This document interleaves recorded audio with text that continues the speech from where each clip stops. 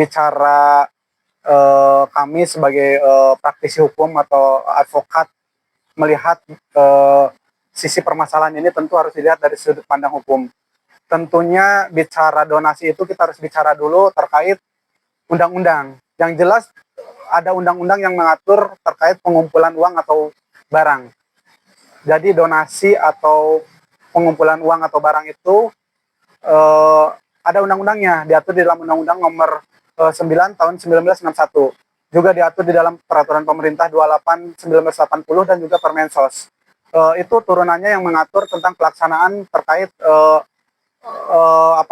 pengumpulan uang dan barang atau yang disebut dengan donasi. Itu cara menyalahgunakan ini kita lihat dulu, karena kita bicara pemberi donasi atau penerima donasi itu kan harus ada MOU atau kesepakatan yang dibuat di awal, atau harus ada perikatan perjanjian. 1320-nya harus terpenuhi dulu nih. Karena dari awal permasalahan ini mencuat adalah karena pihak Agus selalu menyatakan tidak pernah ada perjanjian antara pihak Agus dengan pihak Novi. Tapi pihak Novi menyampaikan bahwa ada perjanjian dibuat. Sekarang bicara perjanjian dibuat pun harus terpenuhi dulu 1320-nya. Perikatan perjanjiannya seperti apa, sah atau enggak, atau batal demi hukum dan lain sebagainya. Nah, bicara Agus katakanlah dalam hal ini akhirnya menggunakan uang, ya tentu tidak semata-mata juga karena memang pihak Novi juga menurut saya kurang bijaksana, ataupun pihak Densu juga kurang bijaksana. Karena apa? Mereka kan sebagai public figure yang membantu, tujuan awalnya memang mulia, ingin membantu donasi untuk orang yang memang membutuhkan. Tetapi harus digarisbawahi bahwa sesuai dengan aturan perundang-undangan terkait donasi, harus digarisbawahi bahwa yang bisa meminta donasi itu kan minimal harus yayasan. Yang dalam hal ini Novi bicara bahwa mereka meminta donasi lewat yayasan. Tetapi mereka menyertakan nomor rekening pribadi atau personal. Itu yang seharusnya dari awal tidak perlu terjadi. Awalnya kan itu yang menjadi kemelut. Sehingga nilai donasi yang dikumpulkan melalui yayasannya Novi itu kan nggak terlalu besar. Kurang lebih setahu kami cuma 35 juta. Sedangkan total nilai yang diterima sama Agus kurang lebih sekitar 1,5. Informasikan seperti itu, ya kan? Nah itu saya pikir yang menjadi awal mula kenapa terjadi perselisihan itu. Tapi kan akhirnya sekarang sampai pada saling menyerang nih Bang, saling bikin laporan satu sama lain gitu. Di sini sebenarnya Novi itu kan awalnya dia beretikat baik ya untuk membantu, sampai akhirnya dia dilaporkan. Itu bisa jadi nggak sih Bang nantinya Agus sendiri kena pencemaran nama, Novi jadi pencemaran nama baik? Ya, saling lapor ini kan menurut hemat kami tentu sebagai praktisi hukum sangat tidak elok lah. Apalagi pada akhirnya kan di kedua belah pihak ini ada advokat-advokat juga yang saling serang dan saling menjatuhkan satu sama lain. Saya pikir sih kami sebagai advokat tentunya sebagai praktisi hukum yang memiliki profesi yang mulia tentunya harus memberikan advice yang baik buat masyarakat. Jangan juga pada akhirnya kedua belah pihak saling berantem seperti sekarang, melebar kemana-mana.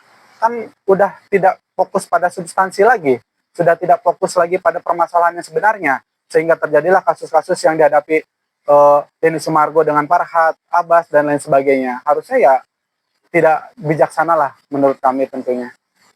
Tapi kalau secara hukumnya Bang, ada perjanjian di antara kedua belah pihak, antara si penerima sama yayasan sendiri di awal perjanjian masuk ke yayasan uang donasi itu? Kembali lagi, kalau misalkan yayasan pun, jadi gini, di dalam aturan undang-undang itu jelas, kalaupun memang nanti pihak Novi, kalaupun memang melalui yayasannya, tetapi yayasan menyelewengkan atau tidak menggunakan sebagaimana mestinya, itu juga ada pidananya.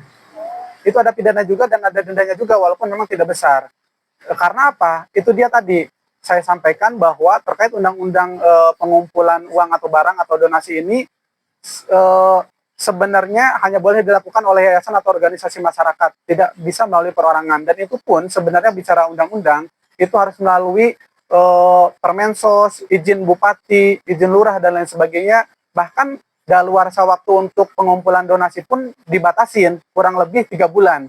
Boleh perpanjangan 1 bulan. Itu aturan sebenarnya yang mengikat terkait undang-undang donasi atau pengumpulan uang dan barang gitu, kurang Berarti lebih. uangnya itu udah jadi milik Agus seutuhnya Bang, 1,5 M itu? Kalau saya bicara secara awam melihat, anggaplah saya dibantu sama seseorang, lantas ternyata begitu animo masyarakat atau banyak donatur yang memberikan donasi kepada saya, kepada rekening saya.